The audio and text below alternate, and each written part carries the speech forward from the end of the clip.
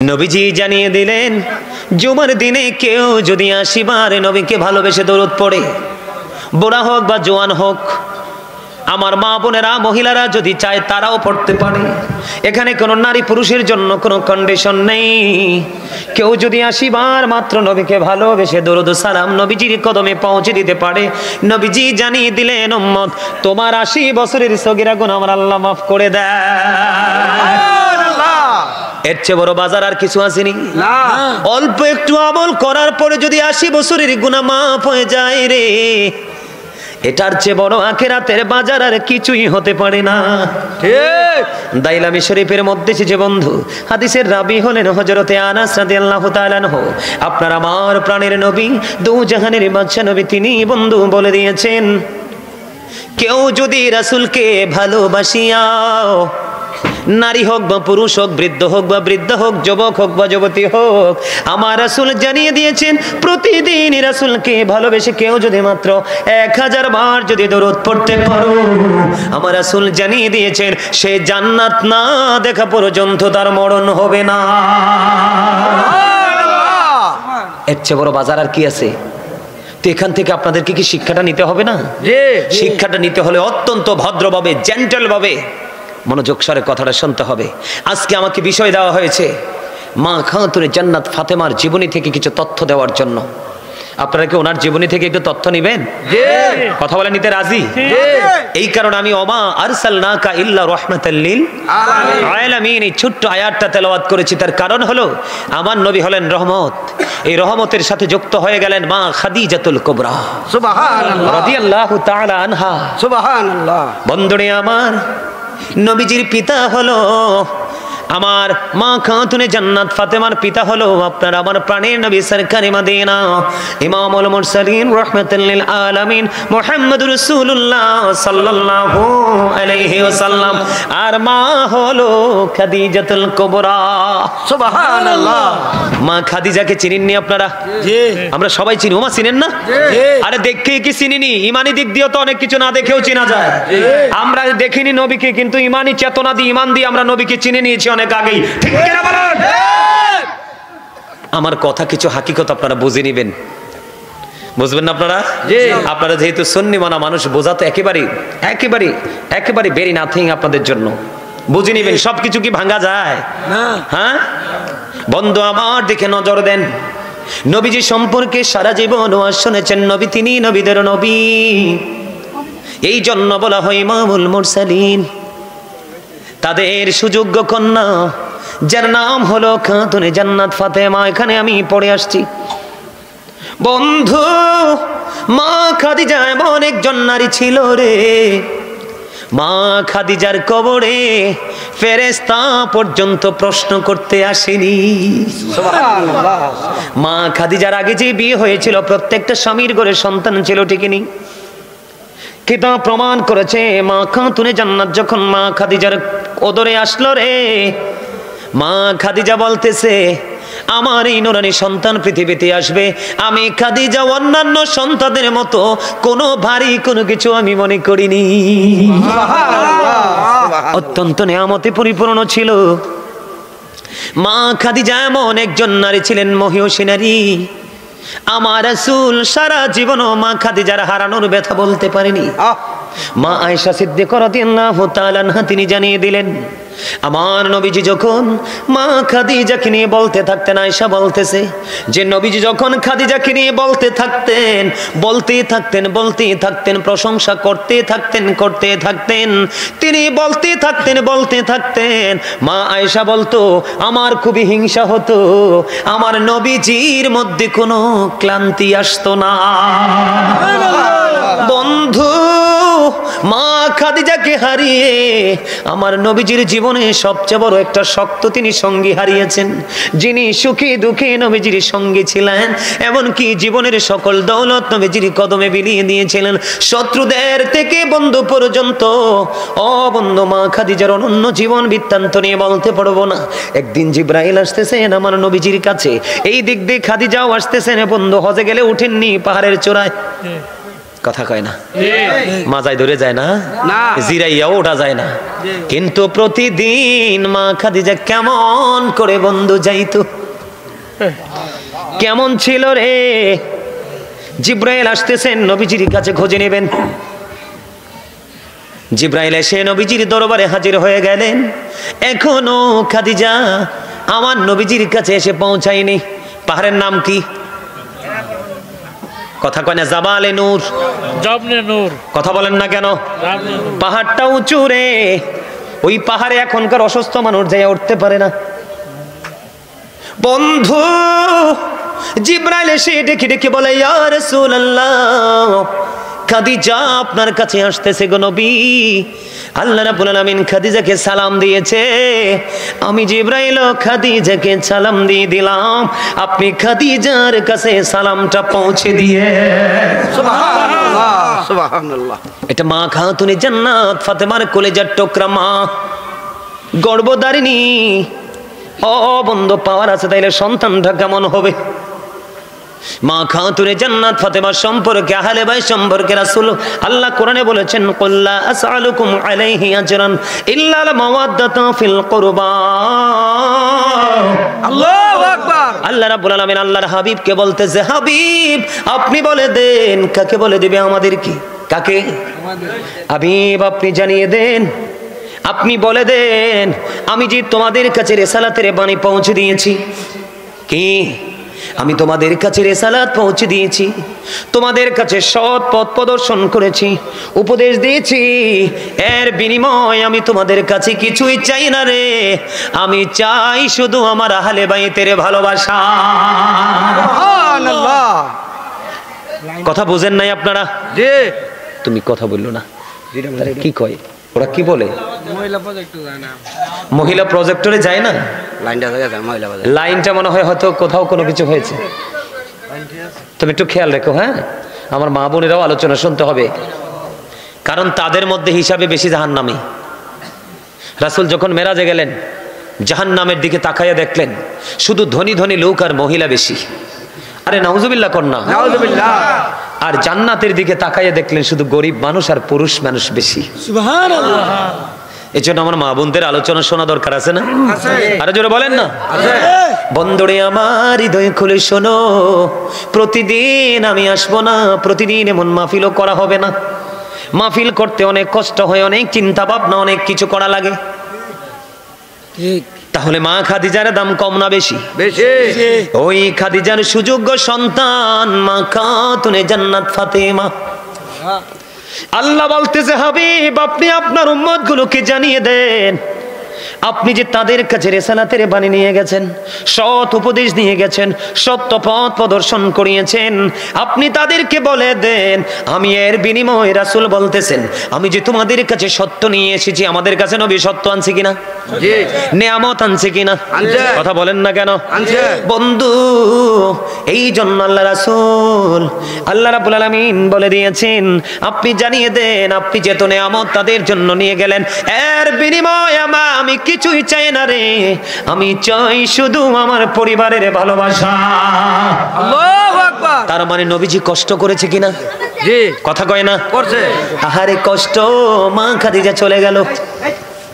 বন্ধু মা খাতুনে জান্নাত ফাতেমা, মা খাদিজা যখন চলে গেলেন বন্ধু, মা ফাতেমা টেনশনে পড়ে গেল, চারিদিকে শত্রু রে, চারিদিকে আমার বাবার শত্রু সুযোগ পাইলেই ধ্বংস করে দিবে।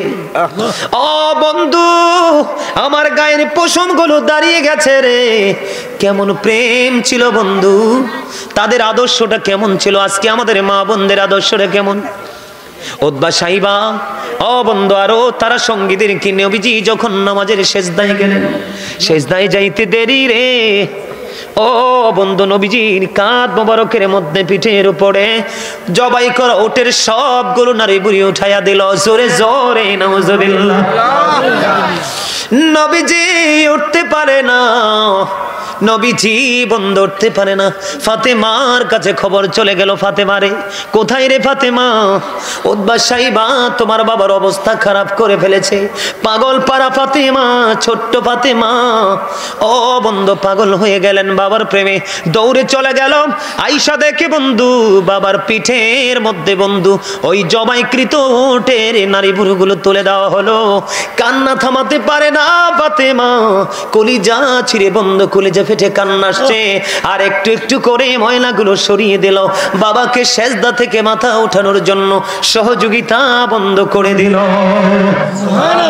বন্ধুরে আমার, ফাতেমার জীবনী নিয়ে পুরো আলোচনা করতে পারবো না। এটা আহলে বাইতের অন্যতম একজন সদস্য, যাকে বলেছেন নবী উম্মে হাবিবা। ও বন্ধু, আমার নবী বলেছে আমি যে তোমাদের কাছে এত নিয়ামত দিলাম, সত্য রাস্তাটা দেখিয়ে দিলাম, অপরাধ থেকে বেঁচে থেকে জান্নাতি হওয়ার জন্য সকল নিয়ামত দেখিয়ে দিলাম, এর বিনিময়ে আমি কিছুই চাই না রে, আমি চাই শুধু আমার পরিবারের ভালোবাসা। সুবহানাল্লাহ। নবীর পরিবারের মধ্যে মা ফাতেমা, হযরতে আলী, ইমাম হাসান হুসাইন রাদিয়াল্লাহু তাআলা আনহু, আমরা তাদেরকে ভালোবাসবো কি বাসবো না? তাদের সে সম্মান করব কি করব না? বন্ধু আমার দিকে তাকান, ডান বাম একটু তাকাবেন না, ডান বাম তাকানোর দরকার নাই, যেহেতু লোকাল গ্রাম, আশেপাশ দিয়ে বাচ্চা আসবে, জনে জন আসবে, সাউন্ড দিবে, আপনারা তাকাবেন না, আমার দিকে তাকান। আল্লাহ রাসূল বলতেছেন, আমি মা বোনদেরকে বিশেষ করে মেন করে বলছি, মা গো, ও সিমরাইনের আমার মা বোনেরা, সবাই হৃদয় কুলে শোনো গো, আমার নবী বলেছেন ফাতেমা তো সাইয়্যিদাতু নিসাই আহলিল জান্নাহ। আমার নবীজি বলেছেন mother Fatema is the leader of females in জান্নাহ। আমার নবীজি বলেছেন ও সিমরাইলের আমার মা বোনেরা, গোটা পৃথিবীর আমার মা বোনদেরকে বলবো মা ফাতেমাকে তোমরা ফলো করো, কারণ আমার নবীজি জানিয়ে দিলেন মা বোনদের জান্নাতি লিডারিনী সরদারিনী হবে ওই রাসূলের আহলে বাইতের অন্যতম সদস্য মা ফাতেমা। সুবহানাল্লাহ। ফাতেমাকে ভালোবাসতে কে বলেছেন? আল্লাহ। আরো জোরে বলেন না? আল্লাহ। খবরটা আল্লাহ রাসূলকে দিয়ে আমাদের কাছে পৌঁছে দিয়েছেন আল্লাহ। আমরা ভালোবাসবো কিনা? জি। সম্মান করব কিনা? করব। মা ফাতেমা এমন মহিষী ছিল রে, ও বন্ধু একেবারে গরিব, ঠিক কিনা বলেন? কি একেবারে গরিব। মা ফাতেমা যখন বন্ধ রান্না করতেন, কাজ করতেন, যাতা ঘোরাতেন, সব সময় ওনার কলবের মধ্যে থাকতো কন্টিনিউ জিকির। এখনকার মা বোনেরা তো বিসমিল্লাহ বলে না, ঘুমটাই দেয় না। মা ফাতেমার সাথে তাহলে প্রেম হলো নি? না। কথা বলেন না কেন? না। মা ফাতেমা এমন পর্দা করতো রে, ও বন্ধু পৃথিবীর কেউ ফাতেমারকে একটা নজর দেখে নাই। এমন সুন্দর নুরানি ফুটন্ত ফুল, যেই ফুলের ঘ্রাণ নিবে পৃথিবীর পর্দাশীল নারীরা, এই ফুটন্ত গোলাপের ঘ্রাণ নেবে পৃথিবীর মুমিনা, যারা তাহাজ্জুদ পড়েছে, কোরআন তেলাওয়াত করেছে, 5 ওয়াক্ত নামাজ পড়েছে, কোনোদিন স্বামীর কলিজায় আঘাত দেয় নাই। বন্ধু মা ফাতেমাকে নিয়ে আমি কি বলবো? আমার মতো অধম কি বলতে পারি রে? মা ফাতেমা তো যেমন তেমন কোন নারী নয়, যেমন তেমন কোন মহিলা নয়। আজকে আসার সময় পর্যন্ত বন্ধু কিতাব দেখে এসেছি রে, এমন রাত্র মা ফাতেমা নফল নামাজ পড়তেছে বন্ধু, কোরআন তেলাওয়াত করতেছে, খবর নেই। কোরআন তেলাওয়াত করতে করতে বন্ধু পার হয়ে গেছে রজনী, হঠাৎ করে আজানের ধ্বনি শুনতে পায়। সুবহানাল্লাহ। এখনকার মা বোনের স্টার জলসা দেখতে দেখতে রাত পার করে দেয়, ঠিক কিনা বলেন? তাহলে তারা ফাতেমার মতো ফুটন্ত গোলাপের ফুটন্ত হাসি পাবেনি দেখতে? না। তাদেরকে পাবে? পাবে না।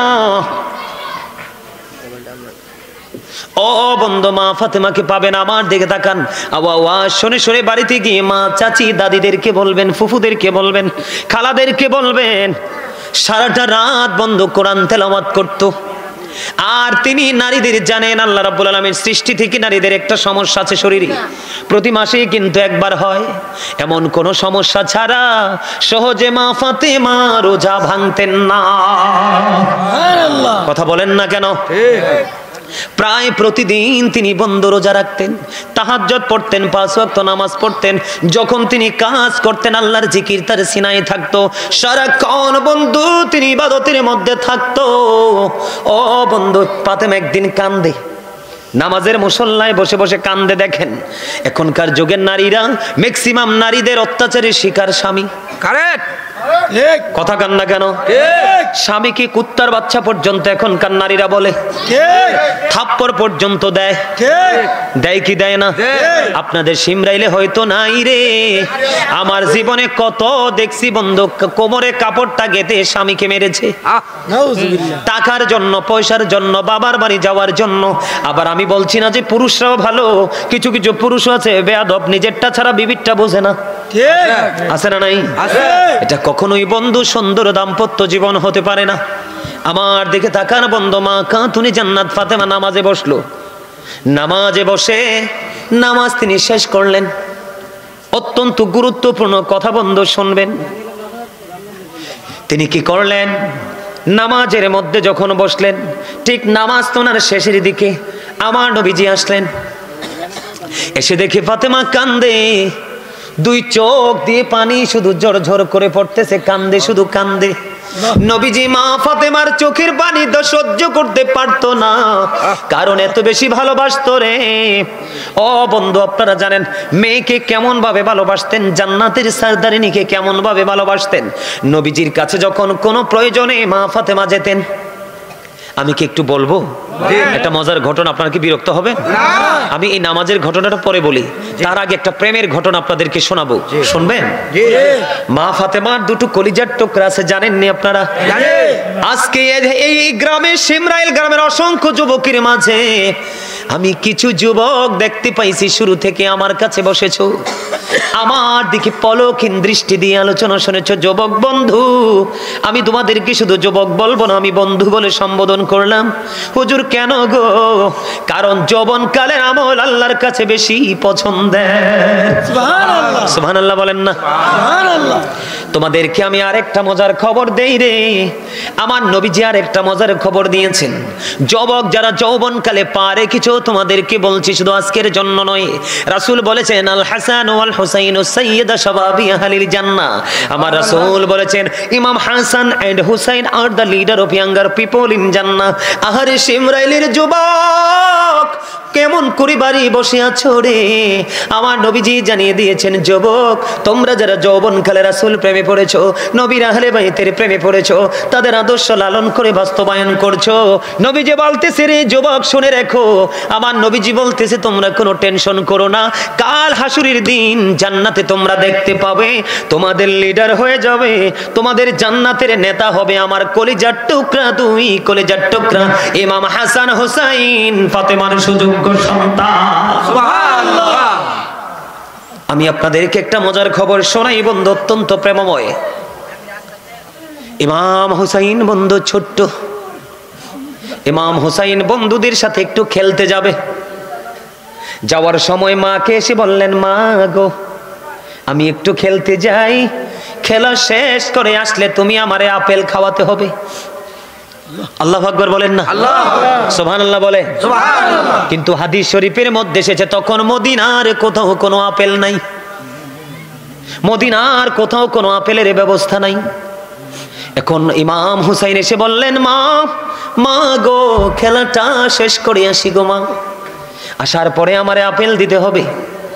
ওই যে মা ফাতেমার সঙ্গে সঙ্গে বলছেন, যাও বাবা খেলা শেষ করে আসো গো, আমি তোমাকে আপেল দিব। কিন্তু বন্ধু মদিনার কোথাও তো আপেল নাই। ইমাম হুসাইন তো খেলতে চলে গেল। মা ফাতেমা আবার হঠাৎ করে চিন্তা শুরু করে দিলেন, আমি মা কখনো সন্তানের কাছে আমি ছোট হতে পারবো না, মিথ্যাবাদী হতে পারবো না। এখনকার বাবা মা সন্তানের সাথে কত ফাইজলামি করে কি করে না? করে। দেখেন তাদের আদর্শ কি, তাদের থেকে শিক্ষা নেওয়া উচিত আমাদের বাবা মা যারা হয়েছে আমরা। এবার মা ফাতেমা চিন্তা করতে করতে বিভোর হয়ে গেলেন।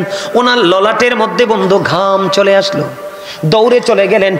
মা ফাতেমার ঘর আর নবীজি রওজা কিন্তু বেশি ডিস্টেন্স ছিল না। শেষ করে দিতাম না, আমি আমার কিন্তু একটা অভ্যাস আছে, আমার ডানে বামে যে বসবো কানে কানে কথা কোন যেত না, যা কইতে হইব স্বাস্থ্য ভাই আমার লোকে ডাইরেক্ট। চাচারা কি কোন, ভাইরা কি কও? এবার কি করলেন? মা ফাতেমা চিন্তা করলেন সমাধান হতে পারে, বাবার কাছে যাই। আল্লাহু আকবার। দৌড়ে চলে গেল বাবার কাছে রে। আমার প্রাণে নবীর কাছে বন্ধু যাইতে দেরি, নবীজি বসা ছিলেন এমন একটা চেয়ারের মধ্যে বন্ধু। মা ফাতেমাকে দেখতে দেরি রে, নবীজি দাঁড়াইতে দেরি করে না। নবীজি দাঁড়িয়ে গেলেন। এবার মা ফাতেমার কপালের দিকে, ললাটের দিকে তাকিয়ে দেখলেন ঘাম, চিকন ঘামে ভিজে গেছে। আম্মা, আপনার কি হয়েছে? আপনাকে তো পেরেশান মনে হয় কেন? বাবা গো, ও বাবা, সমাধানের জন্য এসেছি গো বাবা। আম্মা বলেন, আপনার কি সমস্যা? বাবা গো, আপনার কলিজার টুকরা হুসাইন বলেছে খেলতে যায় একটু, আসার পরে নাকি আপেল দিতে হবে। বাবা, বাবা গো, আমি তো রাজি হয়ে গেছি গো বাবা, কিন্তু রাজি হওয়ার পরে চিন্তা করে দেখলাম মদিনার কোথাও তো আপেল নাই, এখন তো আপেলের সিজন না। বাবা, আমি মা কি করব? বন্ধু, বাবা এবং মেয়ের মধ্যে আলাপ আলোচনা চলতেছে, চলতে দেরি রে হঠাৎ করে চাইয়া দেখলেন জিব্রাইল একটা আপেল নিয়ে নবীজির সামনে হাজির। জোরে জোরে বলুন না সুবহানাল্লাহ। বন্ধু জিব্রাইল চলে আসলেন। হাদিস শরীফের মধ্যে আপেলটা দেখতে পৃথিবীর আপেলের মতো, আমরা যেমন আপেল খাই। এবার বললেন, আমার জন্য 2টা বাটি লাগবে, একটা চাকু লাগবে। মা আয়েশা সিদ্দিকা রাদিয়াল্লাহু তাআলা আনহার ঘরে চলে গেলেন। ওখান থেকে 2টা বাটি, একটা চাকু নিয়ে আসলেন। বন্ধু, আপেলটাকে অর্ধেক করলেন, মাঝামাঝি করে অর্ধেক কাটলেন। কাটার পরে অর্ধেকটা বাটির মধ্যে বসাইয়া দিলেন, আরেকটা বাটি দিয়ে ঢেকে দিলেন। উনাকে বলে দিলেন, প্রতিদিন একবার শুধু ঢাকনাটা সরানো যাবে, 2 বার নয়। আর অর্ধাংশ নবীজির পবিত্র হাত মুবারকে তুলে দিল। তুলে দিতে দেরি বন্ধু, এবার দিলেন। এই আপেলটা আপনারা সবাই মিলে খাবেন বন্ধু। মা ফাতেমা ছোট্ট করে বলছে, কারণ আমার অনেক লম্বা আলোচনা বাকি রয়ে গেছে। এবার আপেলটা নিয়ে চলে গেল। ও বন্ধু, সবাই মিলে খাইলেন। যদিও দেখতে পৃথিবীর আপেলের মতো, কিন্তু পৃথিবীর আপেলের স্বাদ হলো জান্নাতি আপেলের স্বাদ। সবাই মিলে খাইলেন। ইমাম হুসাইন চলে আসলো, আসার পরে আপেল খাইতে দিলেন। আপেল যখন ইমাম হুসাইন রাদিয়াল্লাহু তাআলা আনহু খাইলো, খাওয়ার পরে আবার একটা ডাক দিয়ে বলল, মা, মা গো, এত মজার আপেল আমার জীবনে কোনোদিন আমি খাইনি গো মা। এত মজার আপেল আর কোনোদিন কেন দেওনি? এখন থেকে প্রতিদিন আমার এই আপেল দিতে হবে। আরেকটা মুশকিল নেই, কথা কর না কেন? এবার মা ফাতেমাকে বলল, মা গো, এই আপেল তুমি কোত্থেকে আনছো? বাবা, আমি আনিনি, এই আপেল তোমার নানার কাছে এসছে জান্নাত থেকে। একটা দৌড় দিছে নানার কাছে, গলা জড়িয়ে ধরে বলে, নানা, নানা গো, ও নানা, আমার আবদার নিয়ে এসছি গো নানা। নানা, প্রতিদিন এখন থেকে আমাকে আপেল দিতে হবে। আমার নবীজি রাজি হয়ে গেলেন। ওই যে রহস্য বন্ধু, পুরো বাটির মধ্যে অর্ধেকটা আপেল। এবার কি করলেন? দিন বন্ধু শেষ হয়ে গেল, রাত্র ফুরিয়ে গেল। পরের দিন মা খাতুনে জান্নাত ফাতেমা বাটিটা সরালো। এবার বাটি সরাইয়া দেখে ওই অর্ধেকটা আপেল পুরো আস্তা হয়ে আছে। আমার নবীজিকে ডাক দিয়ে বললেন, ইয়া রাসূলুল্লাহ, প্রতিদিন যখন ঢাকনাটা সরাবেন তখন দেখবেন আপেলটা আস্তা হয়ে আছে। এখান থেকে সোজা সুজি করে অর্ধেকটা কাটবেন, কেটে সবাই খাবে, আর অর্ধেকটা ঢেকে দিবে। এমনি করে করে বন্ধু পরের দিন সরালেন বন্ধু আবার আস্তা, এর পরের দিন সরালেন আবার আস্তা। এমনি করে করে 2 বছর পর্যন্ত আপেল বাটির মধ্যে ছিল, কিন্তু প্রতিদিন আপেল খেয়েছে ঠিকই, স্বাদ ছিল প্রতিদিন আলাদা আলাদা। 2 বছর পরে বন্ধু আল্লাহর কুদরতি ভাবে বাটি থেকে আপেলটা অদৃশ্য হয়ে গেছে। আপনি আমি সারাদিন চিল্লাইলে আইবনি কিছু, এই জন্য তাদের থেকে শিক্ষা নেওয়া উচিত, তাদের থেকে জেনে নেওয়া উচিত। মায়ের লজ্জায় পড়ে গেছে, আরে নাই তো কি করব। কিন্তু এখনকার মা তো একটা সত্যকে, একটা মিথ্যাকে ঢাকার জন্য আরো 1 ডজন মিথ্যা আগে রেডি করে। কথা বলেন না কেন? সন্তান শিখবে কোত্থেকে? আমার কথা কি বোঝেননি?